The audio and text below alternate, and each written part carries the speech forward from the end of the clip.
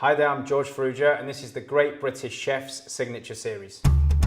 Today I'm cooking roasted monkfish with some beautiful clams, black-eyed beans and that lovely little cooking liquor jus. I remember as a kid I used to hate eating black-eyed beans. For Greek kids it's like sprouts at Christmas. When you're scraping your board, use the back of your knife, that way you don't blunt your blade. If you've got moisture on your fish, it's going to be a little bit of a deterrent when you actually come to cooking it. You cannot beat fresh clams. What's key behind any good recipe and any good chef is great suppliers. So today I'm cooking roasted monkfish with cinnamon and porcini powder crust with some beautiful clams, black-eyed beans, heritage courgettes and that lovely little cooking liquor jus. This dish to me is special because it reminds me of family holidays, you know, going to Cyprus, grandma, mum, dad, brothers, sisters. I just, sat by the sea. It's a very seaside dish, very natural in flavour. It just brings back them happy memories. Right, well today then, so we've got some lovely monkfish. I'm going to roast that in the pan and then we're going to have some lovely clams, opened quite classically. And then again, very big staple in vegetarian food in Cyprus is some black-eyed beans. What I'm going to do with them is create a lovely little nage or veg stock with the courgettes and then add the lovely clam cooking liquor to create a little broth. So here I've got some fantastic monkfish from Flying Fish. It's almost like the steak of the sea. What we're going to do is actually tie this beautiful monkfish for two reasons. One, it gives it a lovely shape and it keeps it nice and round for when we cook it in the pan, so you can actually roll it in all the spices and also in the pan. Not too tight. Twist. Key with most fish is to make sure that it's not too wet. If you've got moisture on your fish, it's going to be a little bit of a deterrent when you actually come to cooking it, because it's going to create a lot of moisture and you're not going to get that nice caramelization. So here, I'm going to season it up with some salt. So now I'm going to season it up with the set powder and the cinnamon. Again, cinnamon is a spice that we use quite a lot in Cyprus cooking. I remember the house stinking of cinnamon, especially when my grandma was doing the braised squid grassado. So now we're going to heat a little bit of oil in the pan. I'm also going to slice a little bit of lemon to actually cook with the monkfish. It's going to give a lovely little acidity to the jus, because when it's cooked the lemon totally changes in flavour. I think the beauty with this dish is it looks relatively simple, but the magic is the resting juices off each stage. Your lovely resting liquid off your clams, which is taste of the sea, and your lovely beans that need a little bit of love. So it's quite simple on the look, but I think delivers big on flavour. So I've just seared the monkfish. As you can see here, you started to build up a lovely little bit of sediment. So this is where you be careful with your temperature of your pan. You want to almost turn it down so that now I can start adding my lemon. Now I'm going to add a little bit of butter to the pan.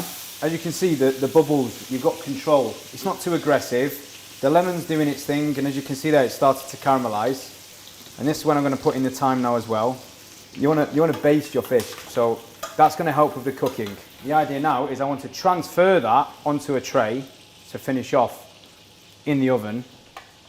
So as you can see, I've took the fish out of the pan. A lot of people will just bin it, but this is the best stage of the cooking. This is what's going to make or break your dish on flavour. I'm just going to put a little bit of that butter on top of the fish. I'm going to go into a nice preheated oven around 170, 180 degrees. So I'm going to just check on the monkfish. And straight away, the first thing that you'll see is the caramelisation. A lovely mix of butter and all the fish trimming, all the spice. So this is a little chef's trick which I like to use for my fish. It's just an ordinary cake tester. To check that the actual fish is ready, what I like to do is actually probe. Now the temptation is to probe on the large side to see if it's ready. But what you want to do is actually go in the middle, and as you can see, there's no resistance. So if there's any pullback, your fish is raw. So rather than checking the big part, where it might not be quite ready because it needs to rest, or the small part because it's smaller, you kind of judge your cooking off the middle so that you can have a nice even cooking throughout. The actual bone itself is warm, so it's going to just permeate that temperature through and rest. For the clams, I'm going to open them quite classically. I've got a little bit of banana shallot. So I think as well, one little tip which I think is great is the back of your knife is straight, not just for looks, but the idea is when you're scraping your board, use the back of your knife, that way you don't blunt your blade. A lot of people blunt their blade, which is a really bad mistake when you're making a lovely sharp knife. For the shallots, put a little bit of oil in the pan and just before I add the garlic. I'm going to add the shallots now.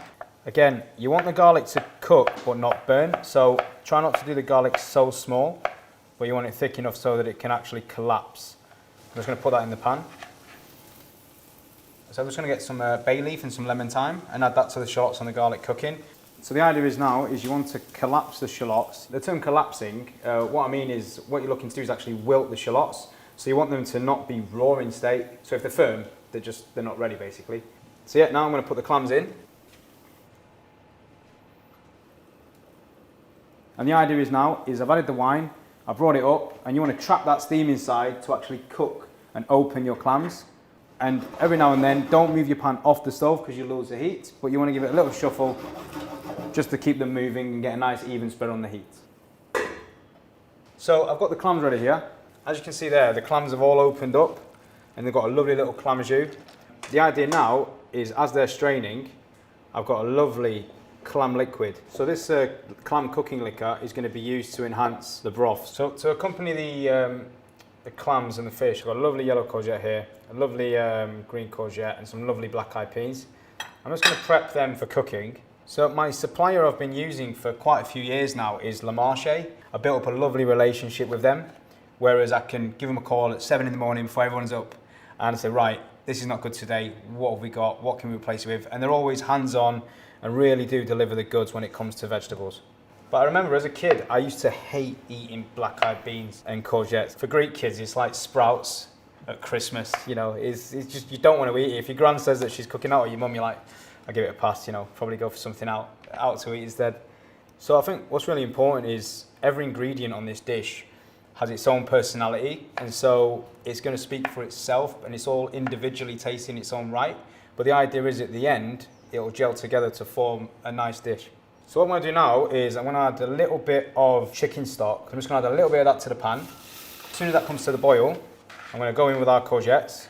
There's a little bit of olive oil in the pan, a little bit of salt, and a little bit of pepper as well, actually, a little bit of white pepper. Even though you've got chicken stock, it's a white stock, it's very light. So you don't want it to overpower the vegetables themselves, which is why I put water as well, because then you're going to get that natural courgette flavour. So now as you can see, they're just cooked because I like a little bit of texture. I'm going to add that lovely clam cooking liquor. And as you can see at the bottom of the bowl, there's a little bit of sediment, which is sand, and you do not want that in the sauce. So now I'm going to add our beans. So here, the fish is rested now, so you can see the cooking liquids come out of the fish and created its own little sauce as well. You've got olive oil through there, roasted lemon, the roasted fish, and of course the lovely cinnamon and porcini spiced fish on the outside. So now I'm going to take the string off the fish. So the idea with this dish is, again, it's a lovely sharing dish. I mean, I won't tackle the whole thing by myself, that fish, it's a bit of a beast. So I'm going to sit that lovely monkfish on top, nice and rested. And also a little tip, I want that lemon juice. So if I just give it a very gentle squeeze, as you can see, just releasing a little bit more of that lovely roasted lemon flavour. And I'm going to drizzle that lovely pan roasting liquor all over the top. So now our lovely clams, just opened, nice and warm. So these you can get from most shops. It's actually the tops of the fennel. They actually give a lovely little aniseedy bite to the dish. The olive oil brings out all the herby flavours, so the vegetables, you know, will taste more vegetable-like because it's very grassy in flavour, and also just freshens it up and just splits the sauce ever so slightly. So here I've got my lovely roasted monkfish on the bone with a porcini powder and cinnamon spice on the outside, some lovely clams, black-eyed beans and heritage courgettes.